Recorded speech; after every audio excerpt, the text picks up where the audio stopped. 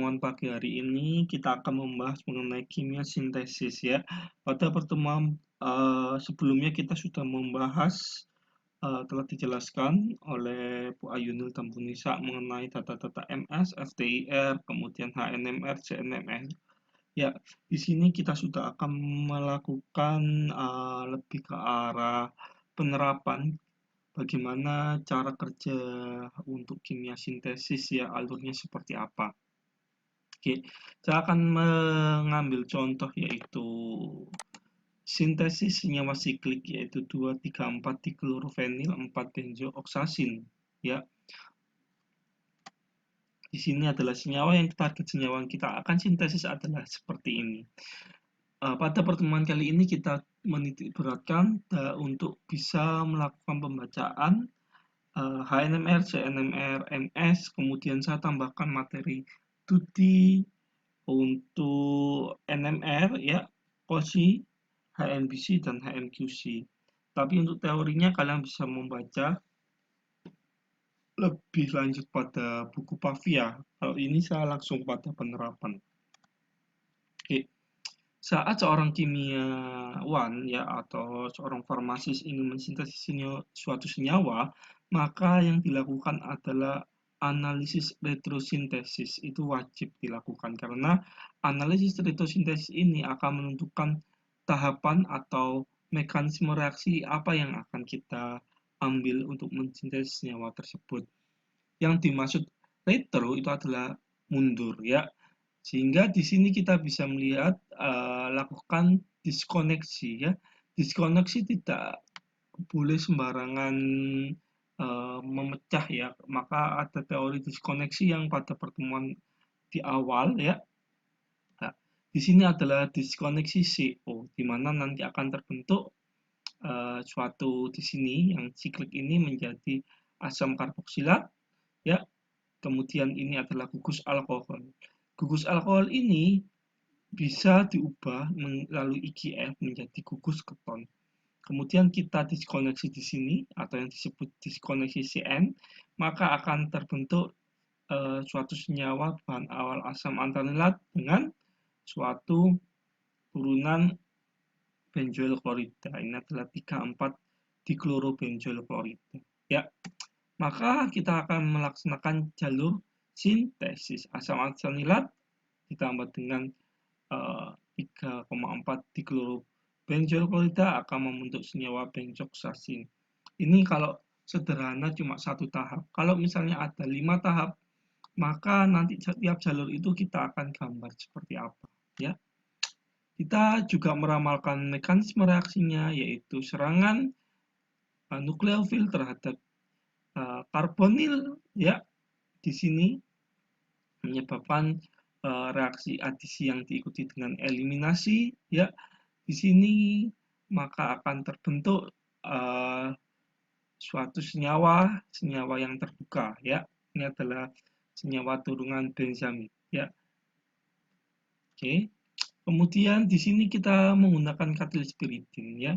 Spiridin ini berfungsi untuk apa? Dia akan menarik proton dari asam antranilat menyebabkan dia akan menyerang secara intramolekular ya yang akan menjadikan terbentuknya siklik ya.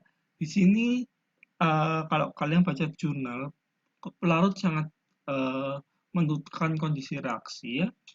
Kalau apabila pelarut itu kalau kita mereaksikan benzoil klorida, kita harus pelarut yang bebas air karena adanya air dapat menyebabkan benzoil klorida akan menjadi turunan benzaldehyde karena akan terhidrolisis ya.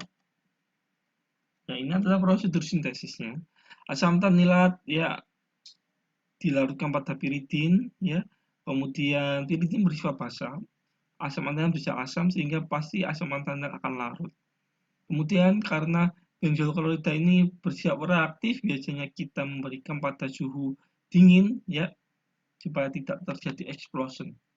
Kemudian setelah 1,5 jam atau 1 jam, maka biasanya kita lakukan proses pentotolan ya, kesempurnaan reaksi, apakah sudah bereaksi sempurna atau tidak.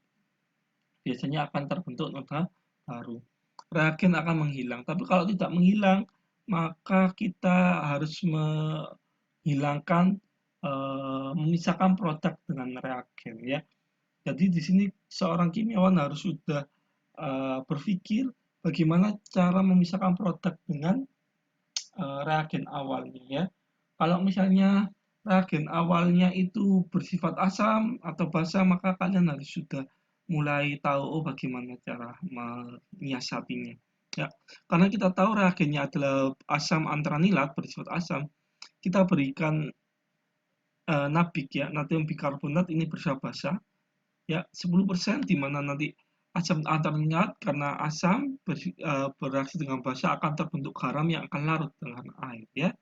Kemudian akan terbentuk sedimentasi, difiltrasi ya, dipisahkan, ada filtrat sama endapan. Nah, di sini penting kapan kita ngambil filtrat, kapan kita ngambil endapan ya. Kemudian yang di sini prosesnya adalah kita ambil endapannya maka di oven supaya dihilangkan airnya, kemudian direkris dengan etanol. Nah, maka skema pemisahan kita tahu reagen adalah asam antanilat, ada derivat benzaldehyde ya, benzoil klorida. Ini kalau misalnya ada kloro ya ditambah Cl ya. Maka di sini kita reaksikan ya, ini produknya, misalnya ini ada Cl ya, akan membentuk benzoxasin. Setelah itu ini kan dalam satu wadah ya. Maka bagaimana cara memisahkannya? Kalau di sini, kalau misalnya dalam artian ini bentuk padatan ya, misalnya ini bentuk cairan ya, ini bentuk padatan. Supaya untuk gampang, maka kita kasih nabik dalam 10% dengan adanya air. Maka di sini akan terbentuk asam antanilat bereaksi dengan nabik membentuk suatu sodium antranilat yang pasti larut air. Semua garam Na pasti larut air. Kemudian ini akan melepaskan H ditangkap oleh H2CO3, maka akan terbentuk air H2O plus CO2. Makanya biasanya pada proses reaksi sampai gasnya akan hilang ya. Di sini gas yang terbentuk adalah gas gelembung-gelembung CO2. Kalau gelembung-gelembung CO2-nya masih ada, maka dipastikan asam antranilat masih terdapat di sana ya. Adanya air di sini akan menghidrolisis ya menjadi suatu derivat benzaldehyde ditambah dengan HCl ya. Dan adalah senyawa ini. Senyawa ini lebih stabil ya karena ini sudah berketambahan suatu gugus fenil di mana dia tidak akan larut pada air ya. Jadi akan bisa dipisahkan ya, filtrat yang dipisahkan dalam air adalah mengandung natrium antranilat, air sendiri HCl dan juga derivat dari benzal dehyde ya, dan endapan yang diperoleh ini. Suatu ketika kita kadang-kadang di sintesis yang lain nanti saya akan jelaskan filtrat yang kita ambil, endapan yang kita buang. Makanya kita harus tahu mana yang kita ambil, mana yang kita buang untuk proses selanjutnya. Oke. Setelah murni ya dilakukan rekristalisasi, maka uji kemurnian, maka biasanya salah satunya kita lakukan dengan metode titik lebur melting point ya. Nah, melting point didapatkan dari data ini adalah 120 sampai 121.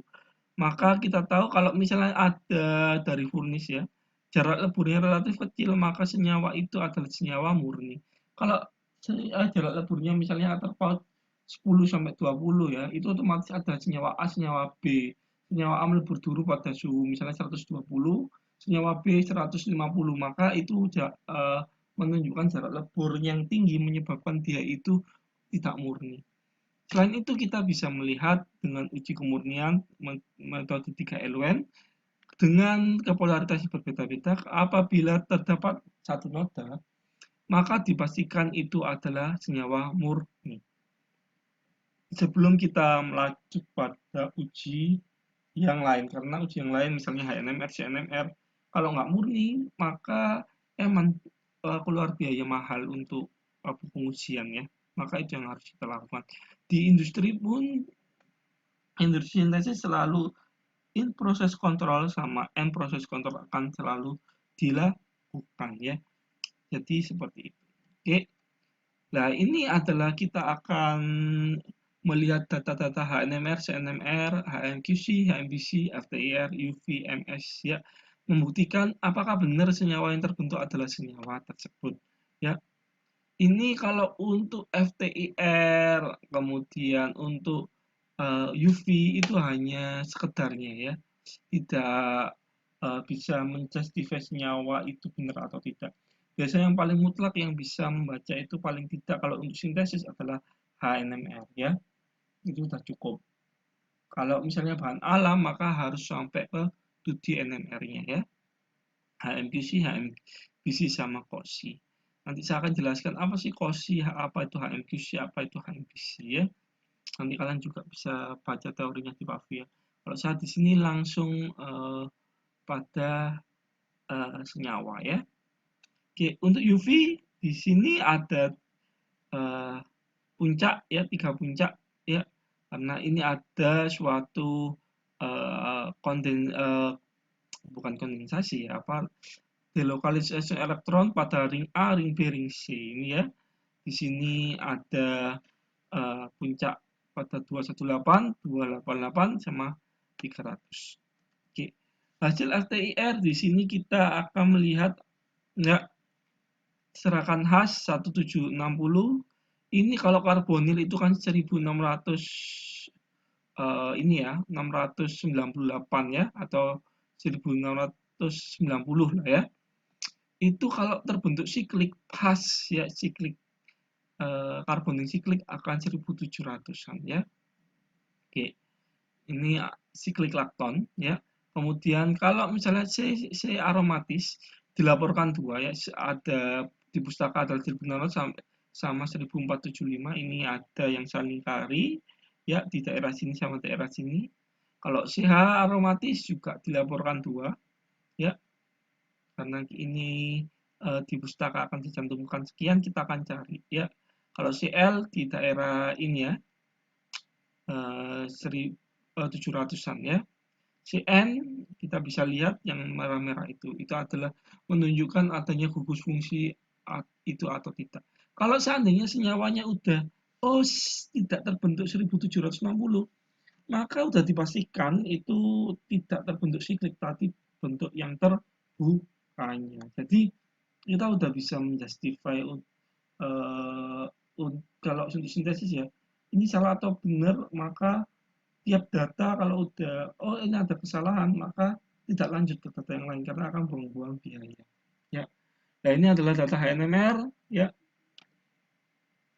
Nah, di sini adalah geseran yang dituliskan paling sana ya, 2,26 duplet dengan hertznya adalah 2,2, kemudian ini adalah 8 ya, di sini 8,13 double duplet ya dengan jumlah 1H integrasinya. Kemudian ini adalah 8, ini adalah double duplet juga 1H ya. Kemudian ini adalah 7,9 di sini ya, 1H juga. Kemudian 7,84 ya, sudah mulai ke sini ya, doublet 1H. Nah, ini sampai double triplet dan lain-lainnya, maka kita bisa lihat total H-nya berapa. Ingat HNMR menunjukkan total H ya, 1, 2, 3, 4 ya, 5, 6, 7 berarti benar ya 7H karena HNMR hanya menjadi H. Kalau seandainya terbuka, di sini akan terbuka, maka akan terbentuk OH karboksilat. Berarti kalau terbentuk OH karboksilat ya, maka dipastikan senyawa itu HNMR-nya akan berbeda ya jumlahnya karena dia akan ketambahan jumlah H. Ya, dengan CNMR ya, ini CNMR ya, khusus daerah aromatis memang berada di daerah rentang ini ya.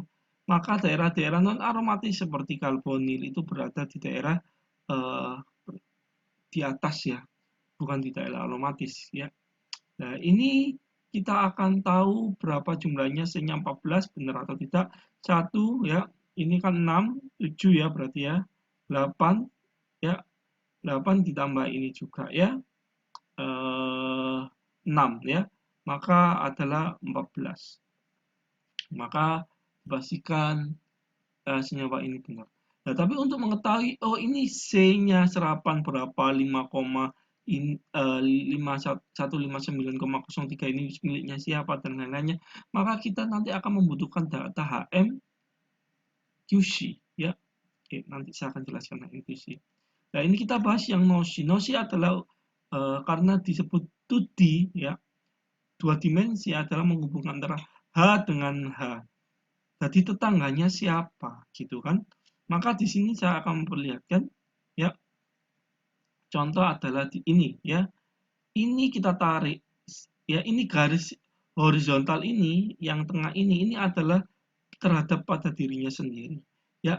Ini, ya, misalnya di daerah ini kan tadi ada 8,23 di sini, ya, 8,27, 8,27 ini adalah dirinya sendiri. Maka dia tidak memiliki tetangga, ya. Maka di sini kita lihat letaknya, ya, miliknya siapa, gitu kan? Karena ini tidak punya tetangga H, tidak punya tetangga, maka 8,27 di sini. Oke, kita beralih. Misalnya adalah 8,14 di sini, ya, terdeteksi ada tetangga 7,63, ya. Nah, di sini ada tetangganya cuma 7,63. Kemudian kembali lagi 10, ini, ya, ada tetangga 1, ya.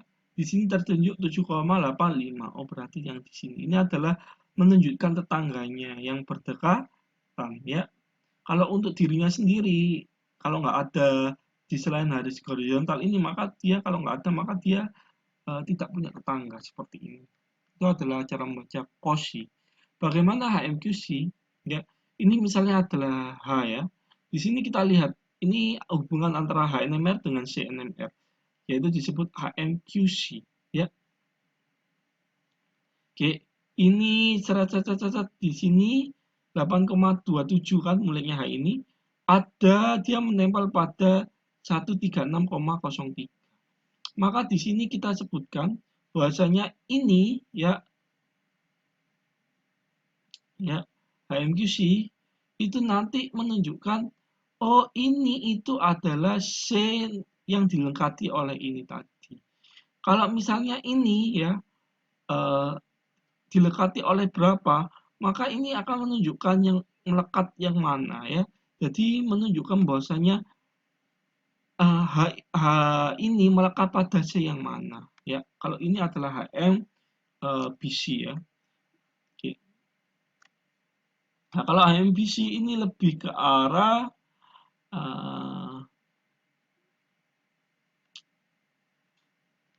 tadi ini HMBC, ya, bukan HMQC. Ini saya lihat dulu bentar.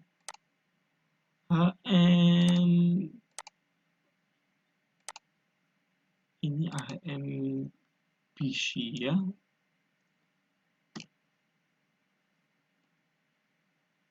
Ya, ini adalah HMQC. Ya, kalau HMQC itu tadi karena ini salah, ini HMBC, sebaliknya kita membahas HMQC dulu. Saya letakkan di sini. Dan yang dimaksud HMQC adalah, oh, letak ini itu letaknya di mana, ya. 8,25 misalnya ini adalah HNMR, ini adalah CNMR, maka 8,25 itu akan melekat pada 129,79, ya. Itu adalah menunjukkan letak langsungnya, ya. Kemudian di sini 8,11 kita cari 8,11, letaknya adalah 128,52. Oh, yang ini, ya. Kemudian kita lihat lagi juga berapa 7,92 itu meletak pada 137, ya. Jadi kita akan tahu letaknya, oh ini koordinatnya H ini menempel pada C yang berapa, ya. Kalau HMQC, ini HMBC, ya, ini lebih ke arah H tetangganya bisa lompat 1 atau 2, ya. Contohnya ini, misalnya kita ambil, ya, 8,14 ini, ya. Di sini ada titik 146,42, ya. sama 159,01. Maka di sini ada lompatan ke sini ya. Kemudian juga 137,22 ya. Kemudian ini ya, saya panahkan warna biru 159 ya. Ini ya 159, nilainya karbonil. Kemudian 117 dan di sini ada 146.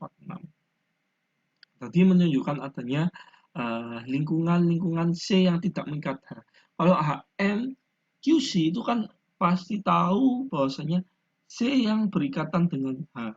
Tapi kalau C yang tidak berikatan dengan H, misalnya ini C karbon, diketahui dari mana? Ya berdasarkan dari data HMBC. Ya, ini bisa kita lihat seperti apa. Seperti itu di sini ya.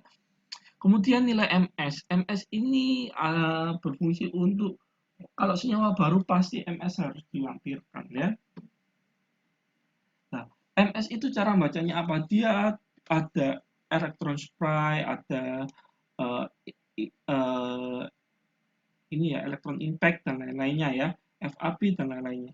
Nah, di sini kita akan tahu kalau misalnya ini kalau paling kanan ya ini adalah molekular abundance ya. Di sini ada 291,99 ya 1061.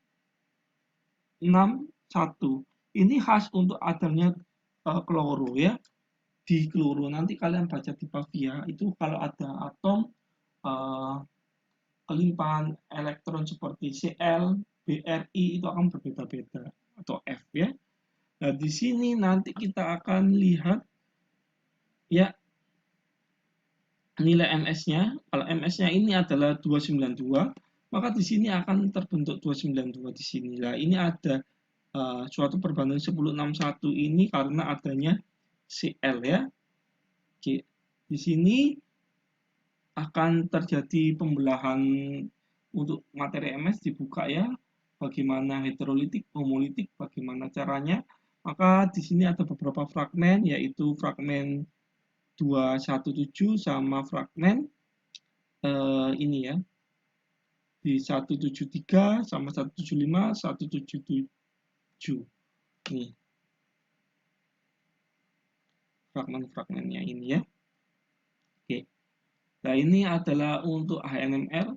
Cara mencari apa namanya JAB itu adalah ini misalnya ya. Ini kalau yang bawah ini menunjukkan jumlah proton hanya satu ya, ini satu satu ya, ini satu satu satu satu ya, seperti itu.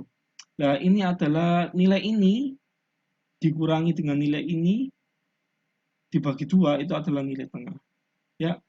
Kalau nilai ini dikurangi nilai ini nanti dikalikan biasanya untuk HNMR itu ada yang mulai 100, 200, 300, 400.